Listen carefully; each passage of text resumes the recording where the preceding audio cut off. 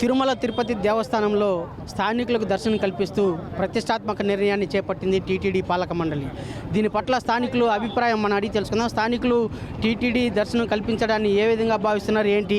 ఇవాళ స్థానికులకి దర్శనం కల్పిస్తామని టీటీడీ నిర్ణయించింది, దీన్ని ఎలా భావిస్తున్నారు మీరు? చాలా ఆనందం వ్యక్తం చేస్తున్నాం. గత 5 ఏళ్లలో తిరుపతిలో ఉండి ఏడుకొండల స్వామి దర్శనానికి కూడా వెళ్ళలేని పరిస్థితిలో ఉంటే ఎన్డీఏ కూటమి వచ్చిన వెంటనే ముఖ్యమంత్రి చంద్రబాబు నాయుడు గారు, ఉప ముఖ్యమంత్రి పవన్ కళ్యాణ్ గారు, తిరుపతి శాసనసభ్యులు ఆర్ఎన్ శ్రీనివాసులు గారు చొరవతో ఈరోజు తిరుపతి ప్రజలకి నెలకొక రోజు దర్శనం ఏర్పాటు చేయడం చాలా ఆనందంగా ఉంది. ఈ యొక్క దర్శన భాగ్యం ఏర్పాటు చేసినందుకు వీళ్ళందరికీ కూడా హృదయపూర్వకంగా ధన్యవాదాలు తెలియజేసుకుంటున్నాను.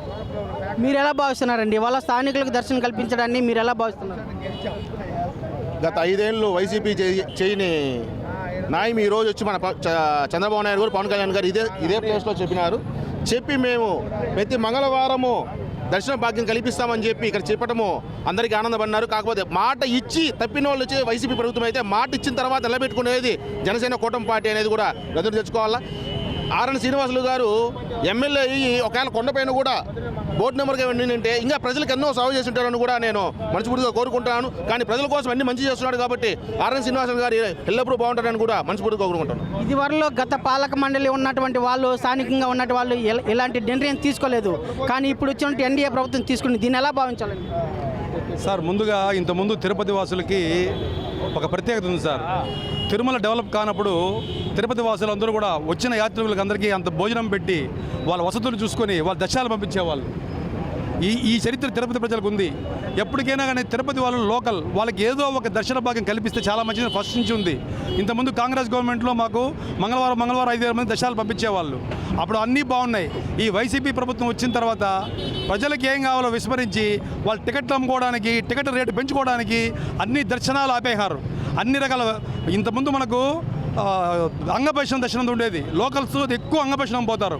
వైకుంఠ ఏకాదశికి వెళ్ళేవాళ్ళు అందరూ బైకులు వెళ్ళేవాళ్ళు. వైకుంఠ ఏకాదశి 5 లక్షల మంది 5 ఏళ్ల క్రితమే 25 లక్షల మంది వచ్చేవాళ్ళు. ఇప్పుడు జనము ఎక్కలేకపోతారు, దర్శనానికి పోలేకపోతారు. ఈరోజు 65,000 మెజార్టీ తిరుపతి ప్రజలు ఇచ్చారంటే ఒక నమ్మినారు. వైసీపీ గవర్నమెంట్ నమ్మలేదు, ఎన్డీఏని నమ్మినారు. ఎన్డీఏని నమ్మడం వల్ల ఆ ఎన్డీఏ ప్రభుత్వం రాగానే బీఆర్ నాయుడు గారు, మా పవన్ కళ్యాణ్ గారు, చంద్రబాబు నాయుడు గారు అందరూ కలుసుకుని తిరుపతి ప్రజలకు ఒక మంచి దర్శనాన్ని ఇచ్చారు. దర్శనం ఒకటే కాదు సార్, ఇక్కడ ముంతాజ్ హోటల్ని కూడా బహిష్కరించినారు. టూరిజంలో జరిగే అక్రమాలతో ఆపారు. అంటే ప్రతిదీ ఇక్కడ గరుడ వారధి అంటే ఒక స్వామికి ఒక వారధి పెట్టారు. ట్రాఫిక్ ఎక్కువైపోతే ఒక బ్రిడ్జ్ కట్టారు, దానికి గరుడ వారధి పెట్టారు. గరుడ వారధి తీసేసి శ్రీనివాస ఎత్తుని పెట్టడం. ఎక్కడైనా వారధులకి దానికి దేవుడి పేరు ఎక్కడ పెట్టింది లేదు. వీళ్ళు దాన్ని కూడా మార్చారు. దేవుడి దేవాలు అన్నీ మంచి జరుగుతున్నాయి. బోర్డు మంచి నిర్ణయాలు తీసుకుంది. రాబోయే రోజుల్లో తిరుపతి ప్రజలు అందరూ చాలా బాగుంటారు. మీరు ఎలా భావిస్తారు? ఇవాళ అంటే స్థానికులకి దర్శనం ఒకరోజు కల్పిస్తున్నారు, నెలకు ఒక రోజు, దీన్ని ఎలా భావించాలి? చాలా ఆనందంగా ఉంది. తిరుపతి లోకల్ ప్రజలకి ఈరోజు ప్రాముఖ్యత ఇస్తూ ఇక్కడున్న వాళ్ళకి ముఖ్యంగా చాలామంది ఎక్కడెక్కడి నుంచో వచ్చి దర్శనాలు చేసుకుంటారు. బట్ లోకల్గా ఉండే వాళ్ళు సంవత్సరానికి ఒక్కసారి కూడా పోలేకపోతున్నారు. అలాంటిది లోకల్ వాళ్ళకి ప్రిఫరెన్స్ ఇచ్చి ఒక సీఎం గారు కానీ, అలాగే ఉప ముఖ్యమంత్రి పవన్ కళ్యాణ్ గారు కానీ, లోకల్గా ఆర్ఎన్ శ్రీనివాస్ గారు, ఎమ్మెల్యే గారు వీళ్ళ పిలుపు మేరకు ఈ విధంగా జరగడము చాలా శుభపరిణామం. చాలా హ్యాపీగా ఉంది. అంటే స్థానికంగా ఉన్నటువంటి దర్శనం కల్పించడమే కాకుండా గతంలో ఏ టీటీడీ పాలక మండలి చేయనటువంటి సాహసం ఈ టీటీడీ పాలక మండలి చేయడం, దీన్ని ఎలా భావించాలి?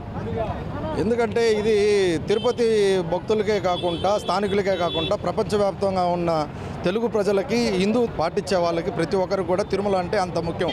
అలాగే జనాలు ఎక్కువైపోయిన దానివల్ల ఏమవుతుందంటే లోకల్గా ఉండే వాళ్ళు దర్శనాలకు పోకుండా ఉన్నారు. అలాంటిది ఇప్పుడు స్థానికులకి ఇదివరలో ఉన్న 2014 నుంచి ఆ ప్రభుత్వం కూడా స్థానికులకి రెండవ మంగళవారం దర్శనం ఏర్పాట్లు చేస్తుంది. 2019 నుంచి 2024 వరకు చూస్తే గత ప్రభుత్వము స్థానికుల్ని గుర్తించడం పోగా అలాంటి దర్శన భాగ్యాలు కూడా ఇది లేకుండా చేసింది. మళ్ళీ ఇప్పుడు వచ్చి కరోనా వచ్చినప్పుడు ట్రయల్స్గా లోకల్ని ఉపయోగించుకున్నారు దర్శనానికి.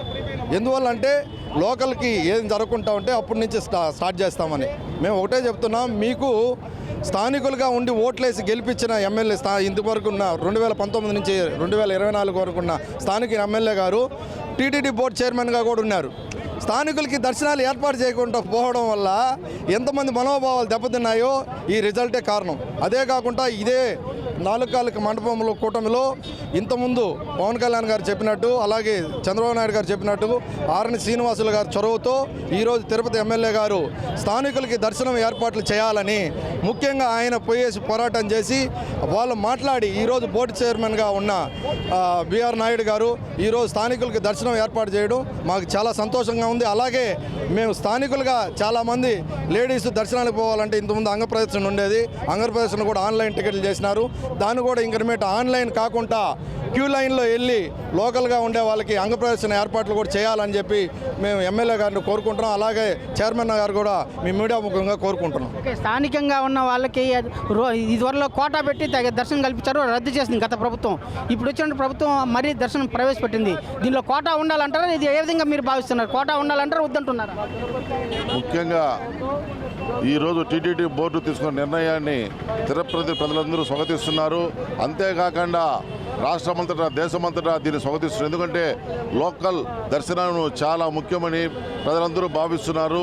అలాగే తిరుపతి ప్రజల చిరకాల వాంఛ ఈరోజు నెరవేరింది.